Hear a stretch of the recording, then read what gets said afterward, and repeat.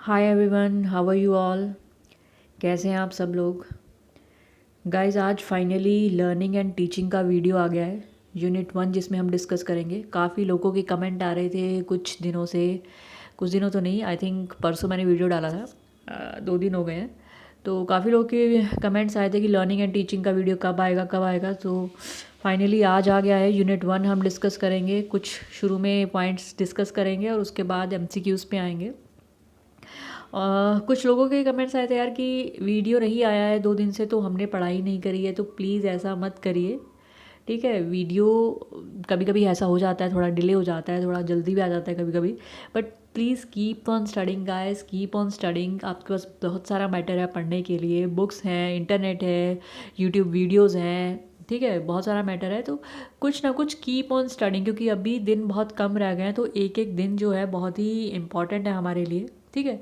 एक एक दिन, एक एक घंटा इंपॉर्टेंट है, इवन आई शुड से। तो please don't waste time, don't wait for anyone, just keep on studying, ठीक है। कुछ ना कुछ पढ़ेंगे, कुछ ना कुछ हम इंफॉर्मेटिव वीडियोस देखेंगे। ऑब्वियसली अब लोगों के कमेंट आते हैं कि आपकी वीडियो से मुझे कुछ हेल्प मिला या कुछ सीखने को मिला, तो मुझे अच्छा लगता है। बट स्टिल ऐसा मत करिए कि आप पढ़ाई ना करें, पढ़ते रहें, कुछ ना कुछ पढ़ते रहें, ठीक है। मेरे चैनल पे कुछ नहीं मिलता है तो कहीं से भी पढ़िए, but please do study regularly, ठीक है। तो आइए जल्दी से स्टार्ट करते हैं unit 1, let's start.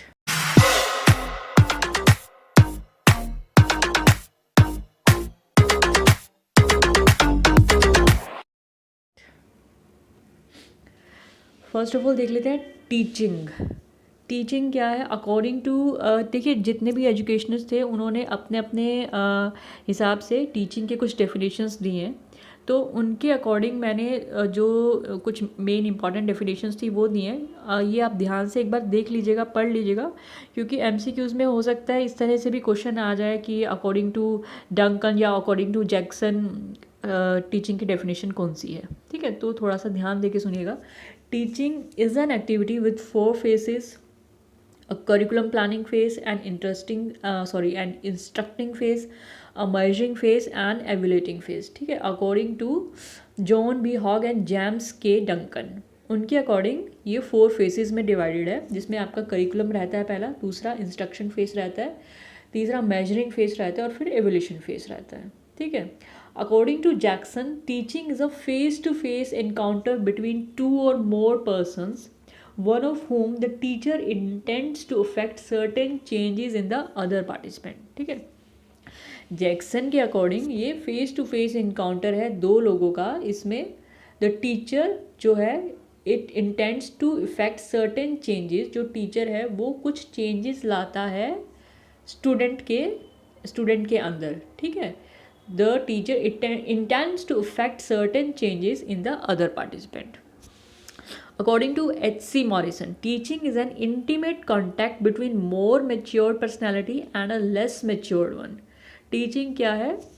It is an intimate contact. ये जो दो लोगों का कॉन्टैक्ट है जिसमें एक थोड़ा मेच्योर्ड है, ऑब्वियसली वो आपके टीचर हैं जो भी हैं, and a less matured one जिसको आप पढ़ा रहे हैं, which is design to further the education of the latter, जिसको हम पढ़ा रहे हैं, ठीक है। अच्छा, टीचिंग लेवल्स या फिर व्यू पॉइंट भी हम बोल देते हैं। 3 मेन लेवल्स हैं इसके। सबसे पहला है authoritarian view point. In this whatever the teacher teaches according to his own will, the peoples will have to accept, ठीक है। ये आपकी बुक्स में काफ़ी डिटेल में दिया हुआ है, मैं बहुत ही शॉर्ट में लेके चल रही हूँ, क्योंकि हमें पूरा यूनिट अगर इतना डिटेल में करेंगे तो सारा हो नहीं पाएगा। तो बहुत शॉर्ट में लेके चल रही हूँ, सिर्फ ये आपका थोड़ा ब्रशअप कर देगा और आपके कुछ जो मेन डेफिनेशंस हैं वो ताकि आपको याद रहें, ठीक है। अगर मेन हमें जिस्ट पता होता है ना किसी चीज़ का, अथॉरिटेरियन क्या है, डेमोक्रेटिक क्या है, अगर हमें मेन जिस्ट पता होता है कि तो हम बाकी चीज़ें भी अपने हिसाब से इंटरप्रेट कर सकते हैं। अथॉरिटेरियन क्या होता है कि जो भी टीचर आपको पढ़ा रहा है उसी के अंदर सारी अथॉरिटी रहती है, जो वो पढ़ाएगा आपको वही सुनना है और आप उसको क्वेश्चन नहीं करेंगे, जो टीचर ने पढ़ा दिया वही फुल एंड फाइनल है, ठीक है। इन शॉर्ट यही है अथॉरिटेरियन। डेमोक्रेटिक टीचिंग क्या है? It is known as the teaching of understanding level. An interactive process involves classroom talk which takes place between teacher and the people. देखिए ये एक इंटरैक्टिव सेशन होता है, एक तरह से टीचर और बच्चे मिलके एक बातचीत के ज़रिए एक दूसरे को टीचर समझाने की कोशिश करते हैं बच्चों को, और उसमें स्टूडेंट्स को हक रहता है कि वो टीचर को क्वेश्चन कर सके। ठीक है, डेमोक्रेटिक टीचिंग आप इससे याद रख सकते हैं कि जैसे डेमोक्रेसी का मतलब क्या है, India is a democratic country क्यों बोलते हैं हम, क्योंकि लोगों के पास ये पावर होती है कि वो सरकार को क्वेश्चन कर सके।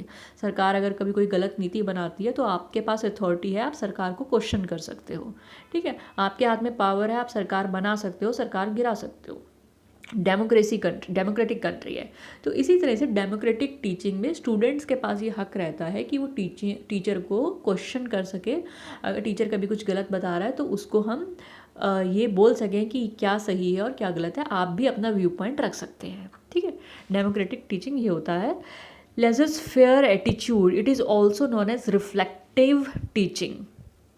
ठीक है, ये थर्ड लेवल की टीचिंग होती है। पहला आपका अथॉरिटेरियन है, अथॉरिटेरियन में क्या है, वो आपका थॉटलेस टीचिंग है।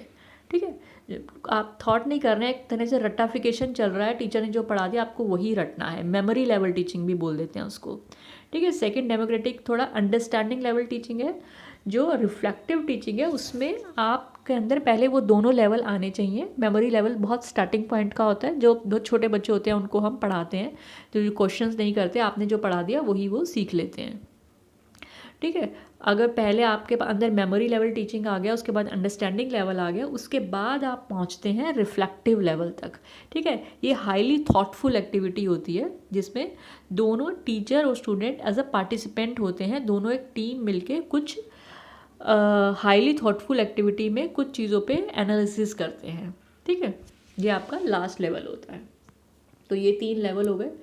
कैरेक्टरिस्टिक्स ऑफ टीचिंग, ठीक है, बहुत ही ईजी है। Teaching is a social activity, आप पढ़ा रहे हैं तो बच्चों को पढ़ा रहे हैं, इंटरेक्ट कर रहे हैं, तो सोशल एक्टिविटी है।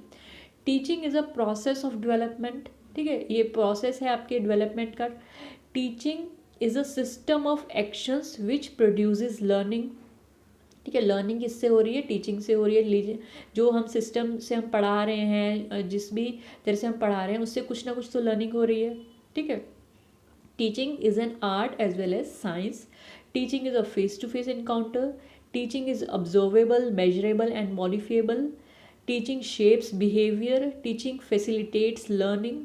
Teaching is goal oriented. देखिए बहुत ही ईजी है, मुझे नहीं लगता इसमें कोई भी दिक्कत होनी चाहिए। ठीक है, हम जो पढ़ा रहे हैं उससे कुछ ना कुछ चेंजेस आते हैं, बिहेवियर में चेंजेस आते हैं, कुछ ना कुछ गोल होता है टीचिंग का पढ़ाने का, उससे कुछ ना कुछ लर्निंग होती है, हम उसमें ऑब्जर्व करते हैं, मेजर भी करते हैं, मॉडिफाई करते हैं। ठीक है, it's an art, it's an also science. तो ये कुछ मेन करेक्टरिस्टिक्स हैं टीचिंग के। लर्निंग क्या है, according to Woodworth, the process of acquiring new knowledge and new responses is the process of learning. ठीक है, हम कोई नॉलेज एक्वायर कर रहे हैं, कोई भी चीज़ को अपना रहे हैं, तो it is the process of learning. ठीक है, according to Woodworth, according to Skinner, learning is a process of progressive behaviour of adaptation. ठीक है, किसी भी चीज़ को हम अडाप्ट करके आगे की तरफ बढ़ रहे हैं। ठीक है, प्रोग्रेसिव बिहेवियर मतलब हमारे बिहेवियर में चेंज आ रहा है और वो हम आगे की तरफ बढ़ रहे हैं किसी चीज़ को अडाप्ट करके। ठीक है, तो उसमें हमने कुछ ना कुछ लर्निंग रहती है हमारी। क्रो एंड क्रो के according, learning is the acquisition of habits, knowledge and attitude. ठीक है, हम जो हैबिट्स एक्वायर कर रहे हैं, नॉलेज एक्वायर कर रहे हैं, हमारे एटीट्यूड में चेंजेस आ रहे हैं, तो उसमें भी कुछ ना कुछ हमारी लर्निंग की वजह से ही होता है। ठीक है, ये 3 मेन कुछ डेफिनेशंस हैं लर्निंग की। करेक्टरिस्टिक्स, लर्निंग के क्या करेक्टरिस्टिक्स हैं, मॉडिफिकेशन ऑफ बिहेवियर, एक तो आपके बिहेवियर में कुछ ना कुछ चेंज आएगा जब भी आप कोई चीज़ लर्न करेंगे, आपकी सोच में, आपके देखने में, आपकी चीज़ों को सोचने में कुछ ना कुछ तो चेंजेस आएंगे। लर्निंग इज़ पॉजिटिव भी हो सकता है, नेगेटिव भी हो सकता है। ठीक है, आप कोई बुरी चीज़ भी सीख सकते हैं, कोई अच्छी चीज़ भी सीख सकते हैं, depends on you. Learning is a continuous process, आप जब तक जी रहे हैं तब तक आप कुछ ना कुछ सीखते ही रहते हैं, लाइफ में कुछ ना कुछ सीखने को मिलता ही है। Learning is a process of growth and problem solving. Learning is an active process. ठीक है, तो ये कुछ मेन कैरेक्टरिस्टिक्स थे लर्निंग के। अभी क्या है, फेसेस ऑफ टीचिंग, ये भी बहुत इंपॉर्टेंट है। 3 मेन फेसेस होते हैं टीचिंग के। सबसे पहला है pre active face. Pre active face क्या है कि आप क्लास में जाने से पहले आप जो भी तैयारी करते हो कि आपको आज क्या पढ़ाना है, किस तरह से पढ़ाना है, कौन से मेथड्स आप यूज़ करेंगे, कौन से एड्स आप यूज़ करेंगे, ठीक है, कौन से क्वेश्चंस आप पुट अप करेंगे, फिर एवल्यूशन कैसे करेंगे, तो जो भी सारी प्लानिंग है आपके क्लास के अंदर की वो आप पहले से करके जाते हैं, तो वो प्री एक्टिव फेज होता है। It includes planning of objective, content, methods and evolution. ठीक है, क्लास के अंदर जाने से क्लास के बाहर आने तक आप क्या क्या काम करेंगे, क्या क्या बातें करेंगे, क्या क्या मेथड्स अपनाएंगे, तो काफ़ी हद तक आप प्री प्लानिंग करके जाते हैं। कुछ तो इंस्टेंट भी होती हैं, बच्चे आपसे किस तरह के क्वेश्चंस पूछते हैं और आप किस तरह से क्लास में पढ़ाते हैं, तो कुछ तो इंस्टेंट भी होता है, लेकिन काफ़ी हद तक आप प्रिपेयर्ड होकर जाते हैं, प्री प्लानिंग करके जाते हैं। Interactive phase, it includes execution of the plan. फिर उसके बाद जब आप क्लास में गए, आपने क्या पढ़ाया, किस तरह से इंटरैक्ट किया, आपने किस तरह से अपने प्लान को एग्जीक्यूट किया, जो जो आप सोच के आए थे आपने किस तरह से पढ़ाया, किस तरह से सब चीज़ों का यूज़ किया, तो वो आपका इंटरैक्टिव फेज में आ जाता है। उसके बाद post active phase, it includes the evaluation process. ठीक है, उसके बाद आपने किस तरह से जो भी आपने पढ़ाया है उसका आपने आंकलन कैसे किया, बच्चों को कैसे एवैल्यूएट किया, फिर आपको पता चलता है उसमें कि आपने जो पढ़ाया है बच्चों को समझ आया है या नहीं आया है, या आपको अपनी स्ट्रेटजी में कुछ चेंज करने की ज़रूरत है, आपने जो प्लान किया वो प्लानिंग के अकॉर्डिंग हुआ है या नहीं हुआ है, तो वो आपका एवल्यूशन प्रोसेस में पता चलता है, तो वो पोस्ट एक्टिव फेज में आता है। तो ये 3 मेन फेसेस थे, आई होप आपको समझ आ गया होगा। ठीक है, ज़्यादा कुछ मुश्किल है नहीं इसमें, आप थोड़ा थोड़ा पढ़ेंगे ना, बुक्स में बहुत ज़्यादा डिटेल में दिया हुआ है, तो इतना ज़्यादा डिटेल में भी मत जाइए कि आप बस पूरे दिन में एक ही टॉपिक लेकर बैठे रहें। ठीक है, इतना डिटेल में मत जाइए। किसी टॉपिक को अगर आप कर रहे हैं तो पहले 1-2 वीडियो देख लीजिए, उसके बाद थोड़ा पढ़ लीजिए, बस that's more than enough according to me, क्योंकि अभी इतना टाइम नहीं है कि हम एक एक टॉपिक पे पूरा दिन लगा दें। ठीक है, types of teaching theories. Teaching theories may be broadly classified into 3 categories. सबसे पहला है फॉर्मल थ्योरी, दूसरा है डिस्क्रिप्टिव थ्योरी, तीसरा है नॉर्मेटिव थ्योरी। ठीक है, इन थ्योरीज़ के अंदर भी कुछ कुछ थ्योरीज़ हैं, पर वो बहुत ज़्यादा लेंथी हो जाता है, इसलिए मैंने शॉर्ट में ही दिया आपको। फॉर्मल थ्योरी को हम फिलोसफिकल थ्योरी भी बोलते हैं। The theory which is based upon certain logic, certain metaphysical epistemological assumptions and propositions is known as the formal theory. ठीक है, जो किसी लॉजिक पे, सर्टेन एग्जम्पन्स पे, मेटाफिजिकल क्या होता है, it's the study of reality. ठीक है, एग्जैक्टली कोई चीज़ है तो क्यों है, किस लिए है, उसकी हम इन डेप्थ स्टडी करते हैं, मेटाफिजिकल। और एपिस्टेमोलॉजिकल होता है स्टडी ऑफ नॉलेज को आप किस तरह से एक्वायर कर रहे हैं, क्या क्या मेथड्स यूज़ करते हैं, तो वो सब स्टडी ऑफ नॉलेज होता है। तो इन सब पे कुछ बेसिस रहते हैं हमारे टीचिंग की थ्योरी में, कि बच्चों की नॉलेज किस तरह की है, बच्चे किस तरह से क्वेश्चनिंग पावर करते हैं, किस तरह से क्वेश्चंस को यूज़ करते हैं, क्वेश्चंस करके वो अपनी नॉलेज के थ्रू किस तरह से लर्निंग एक्वायर कर रहे हैं, बेसिकली उसके ऊपर होती है फॉर्मल थ्योरी। ठीक है, descriptive theory, the theory which is based upon empirical evidence and observation. ठीक है, ये कुछ एविडेंस और आपके ऑब्जर्वेशंस पे बेस्ड होती है descriptive theory. Normative theory, the normative theory explains the relationship among teaching variables on the basis of observations in normal teaching condition. Normative theory का मतलब क्या है कि कुछ एजुकेशनिस्ट ने कहा है कि आप किसी भी थ्योरी को किसी भी प्री प्लान कंडीशंस के अंदर आप कोई थ्योरी डेवलप नहीं कर सकते कि ऐसा होगा तो ये थ्योरी आपने बना दी है 4 दीवारी के अंदर। ऐसा नहीं होता है। जो एग्जैक्ट टीचिंग होती है वो जो नॉर्मल कंडीशंस होती हैं, जब एक्चुअल में टीचिंग करने जाते हैं, जो उसके अंदर जो नॉर्मल कंडीशंस होती हैं उसी के बेस पर होती है आपकी थ्योरी। ठीक है, आप इमेजिन नहीं कर सकते कि बहुत सारी चीज़ें होती हैं जब आप क्लास में जाते हैं, किस तरह के स्टूडेंट्स हैं, किस तरह के उनका बिहेवियर है, किस तरह के क्वेश्चंस पुटअप कर रहे हैं, किस तरह की उनकी समझने की पावर है, तो बहुत सारी चीज़ें क्लास के अंदर जाके ही समझ में आती हैं। तो उन सब कंडीशंस के अंदर जो थ्योरीज बनती हैं वही एक्चुअल थ्योरी होती है, नॉर्मेटिव थ्योरी ये कहती है। ठीक है, ये आपकी 3 मेन थ्योरीज थी। अभी हम MCQs पे आएंगे। Which of the following would you use to shape the habits. I hope आप लोग को, हिंदी वालों को थोड़ा हिंदी में समझ आ रहा होगा। यार मैंने पूरी कोशिश की है कि मैं हिंदी में क्वेश्चन साथ साथ लिखती रहूँ। ठीक है, अगर आपको हेल्प मिल रहा है तो बहुत अच्छी बात है। Which of the following would you use to shape the habits. Habits को अगर हमें बदलना है, ठीक है, वो किसके थ्रू होती है, वो ट्रेनिंग के थ्रू होती है। देखिए टीचिंग और ट्रेनिंग में क्या फ़र्क है। टीचिंग क्या है, टीचिंग आप अगर कोई टीचिंग करते हैं किसी नए, हम किसी नई नॉलेज को एक्वायर करने के लिए भी टीचिंग कर सकते हैं, टीचिंग दे सकते हैं, और लर्नर किसी नए नॉलेज को एक्वायर करता है टीचिंग के थ्रू। लेकिन ट्रेनिंग क्या होती है, ट्रेनिंग हम ऐसे लोगों को देते हैं जिनको ऑलरेडी कुछ ना कुछ नॉलेज है उस चीज़ की, उनको हम और ट्रेन करते हैं। ट्रेन का मतलब क्या है, ट्रेन करके हम उसको एक्सपर्ट बना रहे हैं, को उसके स्किल्स में उसको एक्सपर्ट बना रहे हैं, हम ट्रेनिंग दे रहे हैं उसको, ठीक है। तो ट्रेनिंग शेप आर हैबिट्स, सी इसका सही आंसर है। नेक्स्ट देख लेते हैं, विच of the following is also called lowest level of teaching. Lowest level मैंने आपको भी बताया, मेमोरी लेवल, ठीक है, जो बच्चों की होती है कि बस आपने जो पढ़ा दिया, जो बहुत छोटे बच्चे होते हैं कि वो आपको क्वेश्चन नहीं करेंगे, आपने जो पढ़ा दिया वो वही समझ लेते हैं और उसी को सच समझने लगते हैं। तो मेमोरी लेवल टीचिंग होती है सबसे स्टार्टिंग की। विच of the following is also called introspective level of teaching. Introspective level teaching कौन सी होती है, रिफ्लेक्टिव लेवल, जो सबसे हायर लेवल का ऑर्डर होता है, जिसमें हम खुद का आंकलन करते हैं, खुद का एनालिसिस करते हैं, ठीक है, चीज़ों का एनालिसिस करते हैं, वो लास्ट लेवल होता है reflective level. A good teacher must be resourceful and autocratic, resourceful and participative, resourceful and authoritative. Dominant, देखिए ऑटोक्रेटिक अथॉरिटेटिव इनमें से कुछ नहीं है, पार्टिसिपेटिव होना चाहिए, ठीक है, रिसोर्सफुल होना चाहिए और पार्टिसिपेटिव होना चाहिए good teacher.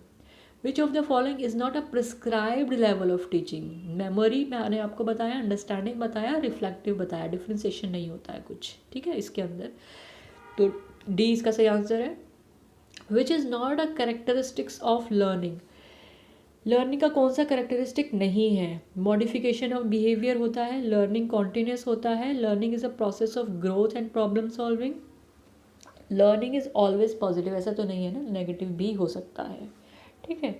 A good teacher is one who inspire students to learn, जो आपको इंस्पायर करे पढ़ने के लिए, ठीक है। पढ़ाते तो सभी है, लेकिन कुछ कुछ टीचर्स ऐसे होते हैं ना जिनको सुन के हमें लगता है कि नहीं यार हमें करना है, हमें पढ़ना है, एक अंदर से मोटिवेशन मिलता है, एक इंस्पिरेशन मिलता है, तो वो एक गुड टीचर की क्वालिटी होती है, वो इंस्पायर्स यू टू स्टडी, ठीक है। Authoritarian level teaching is, authoritarian level कौन सा होता है, child centre, experience based, headmaster centre, teacher centred होता है, ठीक है, अभी मैंने आपको बताया।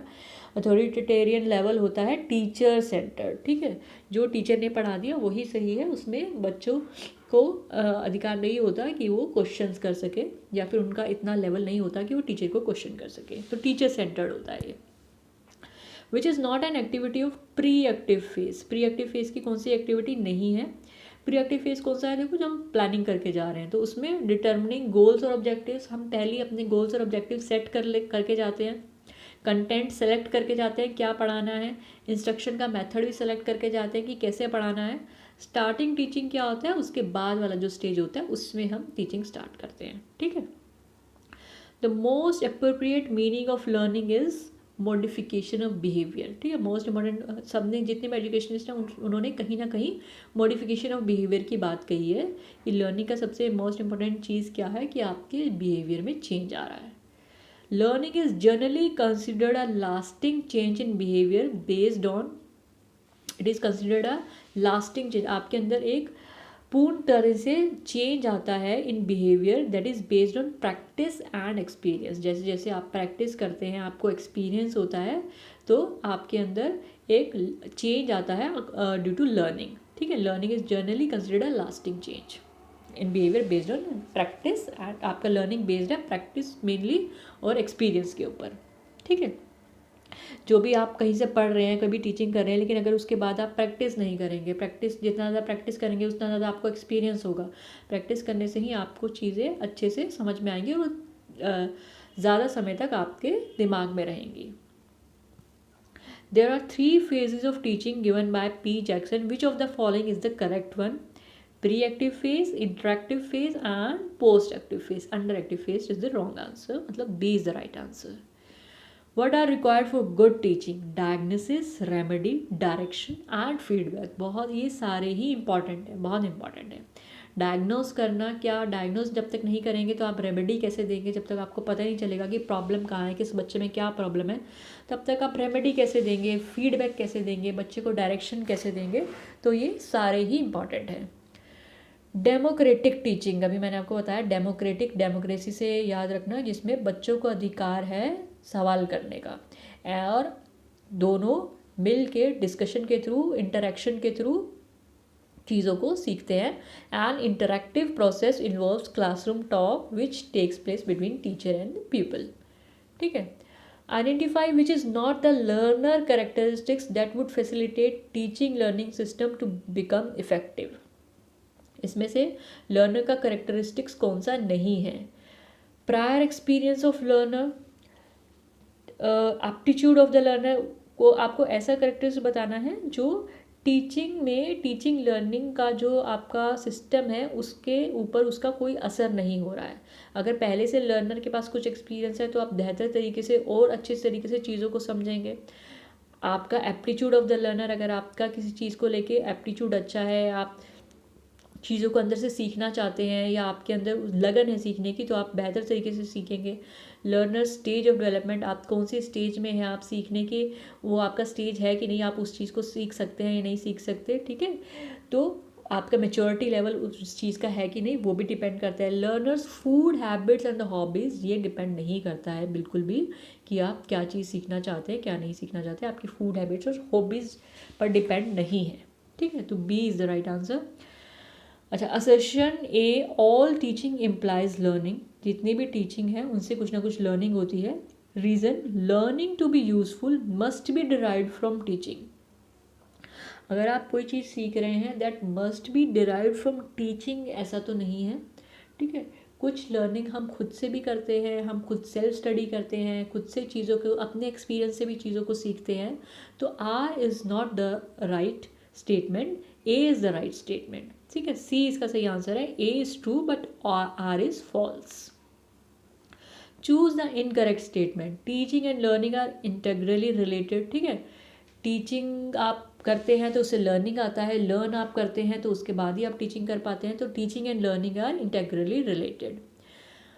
Concern of all teaching is to ensure some kind of transmission, आप जो भी टीचिंग कर रहे हैं उससे कुछ ना कुछ चेंजेस आते हैं। Teaching is a social act. ठीक है, there is no difference between teaching and training, ऐसा नहीं है, दोनों में डिफरेंस है जो मैंने आपको बताया था अभी। Which of the following learner characteristics is highly related to effectiveness of teaching? ठीक है, ये भी उसी के ऊपर है कि इसमें से कौन सा ऐसा कैरेक्टरिस्टिक्स है लर्नर का जो इफेक्ट करता है टीचिंग को। Prior experience of the learner. ठीक है, educational status of the parents का स्टेटस कुछ मायने नहीं रखता, पीयर ग्रुप कुछ मायने नहीं रखता, फैमिली साइज कुछ मायने नहीं रखता। आपका जो प्रायर एक्सपीरियंस है किसी चीज़ को लेके, तो वो डिपेंड करता है आपके इफेक्टिवनेस ऑफ टीचिंग पे। ठीक है, the study of reality in the broadest sense and inquiry into the elemental nature of the universe and the things in it. ठीक है, स्टडी ऑफ रियलिटी मैंने आपको भी बताया कि स्टडी ऑफ रियलिटी किसको बोलते हैं, मेटाफिजिक्स को। ठीक है, जिसके अंदर हम डीप स्टडी करते हैं elements of nature, universe, things. ठीक है, अपने आसपास की चीज़ों की एग्जैक्टली स्टडी ऑफ रियलिटी को हम बोलते हैं metaphysics. Which is not a formal theory of learning.